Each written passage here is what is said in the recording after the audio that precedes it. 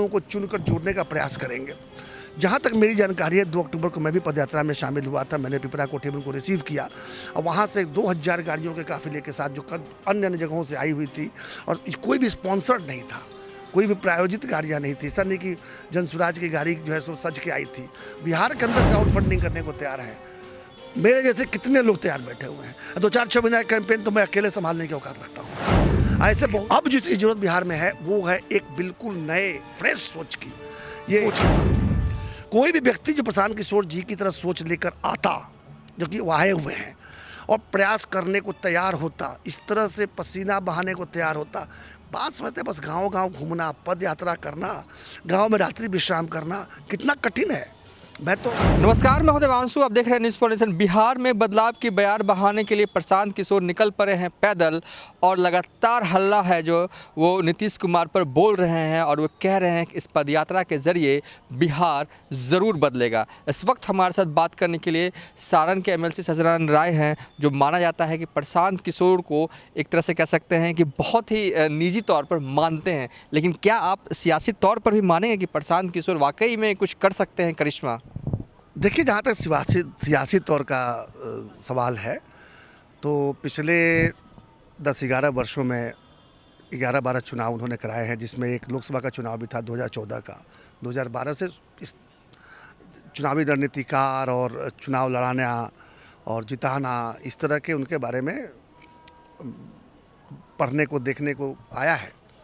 तो इसमें कोई संदेह नहीं कि वो चुनावी रणनीतिकार के रूप में काफ़ी सफल हैं, और ये तभी संभव होता है जब वो मुद्दों को सही पकड़ पाते हैं। जो व्यक्ति मुद्दों को सही नहीं पकड़ पाएगा वो निश्चित रूप से जनमानस के सोच को मोड़ने में सफल नहीं हो पाएगा, और वो हर बार सफल हुए हैं, इसका मतलब वो मुद्दों को तो सही समझते हैं।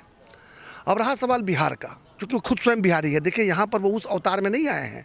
वो चुनावी रणनीतिकार का जो उनका अवतार हुआ करता था, या विश्लेषक का अवतार हुआ करता था, या मैनेजर का, चुनावी मैनेजर का जो अवतार, प्रबंधक का जो अवतार हुआ करता था, वो उस अवतार में नहीं है। यहाँ पर वो ठेठ बिहारी के रूप में, बिहार के बेटे के रूप में स्वयं अपने हाथ में बागडोर लेने के लिए, और बिहार को असली मुद्दों पर लाने के लिए, और बिहार जो आज 28वें स्थान पर है, सबसे नीचे पायदान पर इकोनॉमिक एक्टिविटी, या माने जो समृद्धि के जो भी पैमाने हैं, उस पर जो सबसे नीचे बैठे हुए हैं हम लोग पिछले 35-40 साल से, या 4-5 दशकों से मैं कहूँगा, तो उसको कैसे रिवर्स किया जाए, कैसे बिहार जो है, जैसे पहले आज़ादी के बाद काफ़ी दिनों तक, शायद 50 के दशक तक या 60 के दशक के शुरुआत तक 10 बड़े विकसित राज्यों में से बिहार हुआ करता था भारतवर्ष के।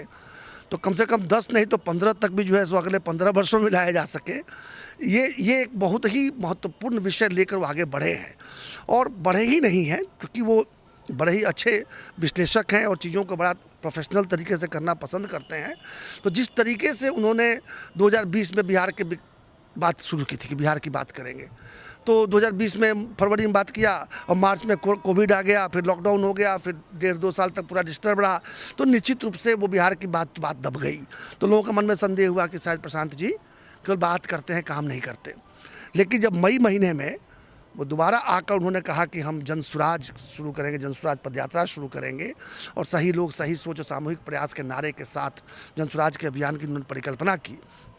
15 मई को मैं उनसे मिला था, तो उन्होंने मुझसे कहा था कि ये 2 अक्टूबर गांधी जयंती के दिन से वो पदयात्रा शुरू करेंगे, और जब तक पूरे बिहार के सारे प्रखंडों और शहरों को और अधिकांश पंचायतों को पदयात्रा के माध्यम से जब तक कवर नहीं कर लेंगे, लोगों से जाकर मिल नहीं लेंगे, मुद्दों को और बारीकी से समझ नहीं लेंगे, तब तक वो किसी वाहन पर नहीं चढ़ेंगे, और जहाँ रात्रि होगी वहीं विश्राम करेंगे। और ये कार्यक्रम उन्होंने शुरू करने के पहले कहा था कि पहले सितंबर महीना तक हम प्रत्येक ज़िले में जाएंगे और वहाँ से सही लोगों को चुनकर जोड़ने का प्रयास करेंगे। जहाँ तक मेरी जानकारी है 2 अक्टूबर को मैं भी पदयात्रा में शामिल हुआ था। मैंने पिपरा कोठी में उनको रिसीव किया, और वहाँ से 2000 गाड़ियों के काफिले के साथ जो अन्य अन्य जगहों से आई हुई थी, और कोई भी स्पॉन्सर्ड नहीं था, कोई भी प्रायोजित गाड़ियाँ नहीं थी। ऐसा नहीं कि जनसुराज की गाड़ी जो है सो सज के आई थी। उन लोगों की गाड़ियाँ वहाँ आती थी, तब जाकर उन पर स्टिकर लगता था, अर्थात जो आया वो स्वतः स्फूर्त लेकर आया। ऐसे 2000 गाड़ियों का काफिला। फंडिंग भी हो रही थी बीजेपी के द्वारा, आरोप लगाया जाता। अब देखिए, आरोप लगाने में लगाते रहेंगे। मैं जो समझता हूँ कि प्रशांत किशोर को किसी की फंडिंग की ज़रूरत नहीं है। प्रशांत किशोर ने पिछले 10-12 वर्षों में जितने बड़े बड़े चुनाव लड़ाए हैं और जिस तरह से हजारों की संख्या में, हजारों मतलब मैं कह रहा हूँ बीसों हज़ार की संख्या में आईपैक के स्टाफ काम करते हैं, सब बड़े बड़े प्रोफेशनल्स हैं। तो वो तो एक इतनी बड़ी कंपनी है जिसके वो मालिक थे। आज की तारीख में वो कह सकते हैं कि वो शेयर होल्डर हैं, चलाने का जिम्मा उन्होंने छोड़ दिया है। उन्होंने कह दिया कि मैं इससे अलग हो गया हूँ। 1 साल पहले ही उन्होंने कह दिया था, 1.5 साल पहले बंगाल और तमिलनाडु के चुनाव के बाद से ही कहा था कि मैं स्पेस खाली कर दिया हूँ। लेकिन मैं समझता हूँ कि उनके पास पैसों की कमी नहीं है और न उनको पैसे देने वालों की कमी है। बिहार के अंदर क्राउड फंडिंग करने को तैयार है। मेरे जैसे कितने लोग तैयार बैठे हुए हैं। 2-4-6 महीने का कैंपेन तो मैं अकेले संभालने की औकात रखता हूँ। ऐसे बहुत से लोग हैं। मैं आज तक मैंने उसमें चवन्नी खर्च नहीं किया, लेकिन यदि कभी इशारा करेंगे तो 2-4-6 महीने का खर्चा तो मैं ही उठा लूँगा। और जरूरत पड़ी तो प्रशांत किशोर को फंडिंग करने के लिए भी आप तैयार हैं? हाँ, क्यों नहीं। बिहार के लिए कुछ भी, बिहार के लिए अपना रक्त भी देने को मैं तैयार हूँ। अगर बिहार की कोई बात करे, बिहार को आगे ले जाने की बात करे और उस सिलसिले में कहे कि सईदा बाबू आपका थोड़ा धन का एक हिस्सा चाहिए, तो ये तो सबसे आसान का बात मांगा। वो तो कहे कि यहाँ से काट के कुछ दे दो, कुछ खून निकाल के दे दो, तो देने को तैयार हूँ। यही तो करने आए हैं भाई। राजी, ऐसा प्रशांत किशोर ने क्या कर दिया कि एकदम लग रहा है कि आपके दिल को मोह लिया है उन्होंने? मैं किसी प्रशांत किशोर की बात नहीं कर रहा हूँ, मैं किसी भी ऐसे बिहारी की बात कर रहा हूँ जो ये बीड़ा उठाने को तैयार हो कि बिहार के असली मुद्दों को ऊपर लेकर आएंगे। बिहार की बेरोजगारी की बात करेंगे, बिहार के पलायन की बात करेंगे, बिहार की शिक्षा की बात करेंगे, स्वास्थ्य की बात करेंगे, कृषि की बात करेंगे, उद्योग की बात करेंगे, महिलाओं की बात करेंगे, बच्चों की बात करेंगे, शिक्षकों की बात करेंगे, डॉक्टरों की बात करेंगे, नर्सों की बात करेंगे, विकास मित्रों की बात करेंगे, आवास की बात करेंगे, सड़क की बात करेंगे। कीजिए ना बात। ये लिस्ट इतनी लंबी है कि बात करते करते थक जाइएगा।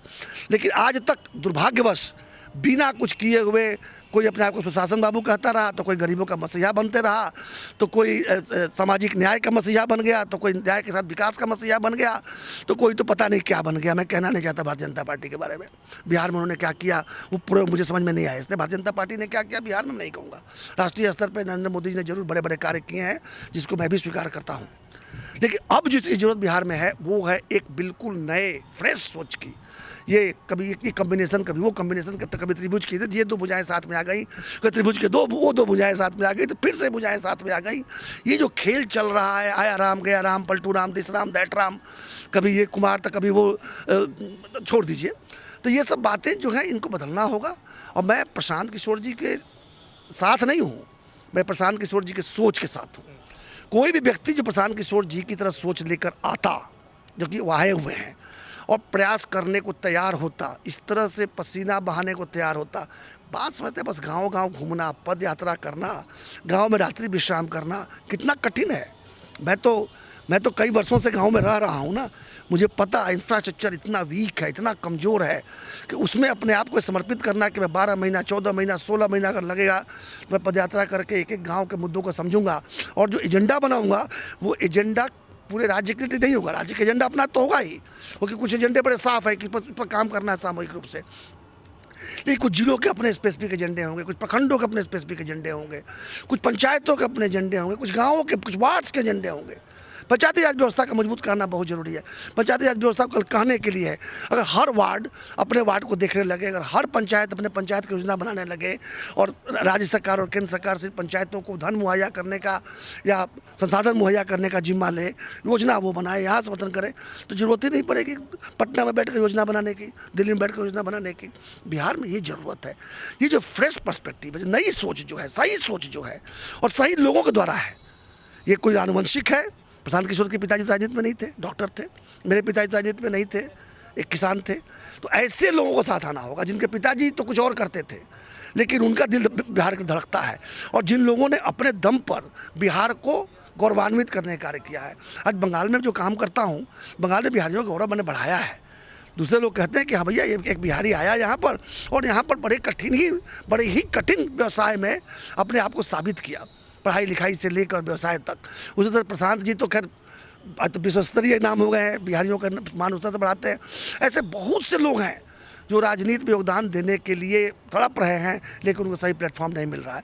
और ऐसा प्लेटफॉर्म प्रशांत जी के माध्यम से प्रयास से होता है, तो मैं पहला व्यक्ति हूँ जो उनके समर्थन में खड़ा हूँ और अंतिम व्यक्ति तक मैं साथ देते रहूँगा। इसमें मेरा कोई व्यक्तिगत स्वार्थ नहीं है और ऐसा होना चाहिए। और जहाँ तक ये सब जो हो रहा है ना, उल जलूल की बातें, फंडिंग, जांच होनी चाहिए, तो भारतीय जनता पार्टी कहती है कि जदयू के बी टीम है, तो जदयू कहते भारतीय जनता पार्टी की बी टीम। अरे भैया, आप दोनों को साफ करने के लिए आए हैं प्रधान जी।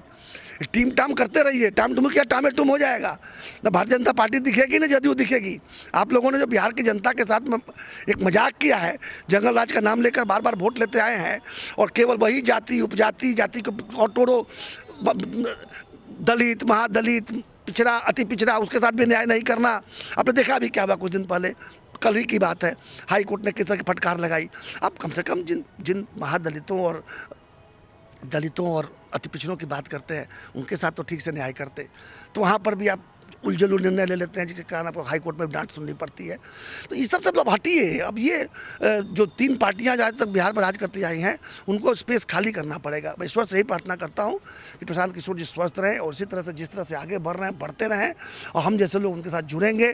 हम लोग उनको अपना नेता मानने को तैयार हैं और अगर वो इस पर टिके रहेंगे तुम्हारे नेता रहेंगे, वरना फिर बिहार का दुर्भाग्य होगा अगर वो इस बात पर नहीं टिके रहे तो बिहार को फिर भगवान बचाए। चलिए थे सच्चिदानंद राय जो बड़ी बात कह रहे हैं कि प्रशांत किशोर जिस मुद्दे को लेकर आंदोलन कर रहे हैं, पदयात्रा कर रहे हैं, उस मुद्दे के साथ अगर टिके रहते हैं तो ये नेता मानने को भी प्रशांत किशोर को तैयार हैं। और साथ ही कहा कि अगर उन्हें ज़रूरत पड़े तो 5-6 महीने तो वो आराम से उनकी यात्रा को फंडिंग भी कर सकते हैं। फिलहाल अभी तक के लिए इतना ही। आप देखते रहिए न्यूज़ फॉर नेशन।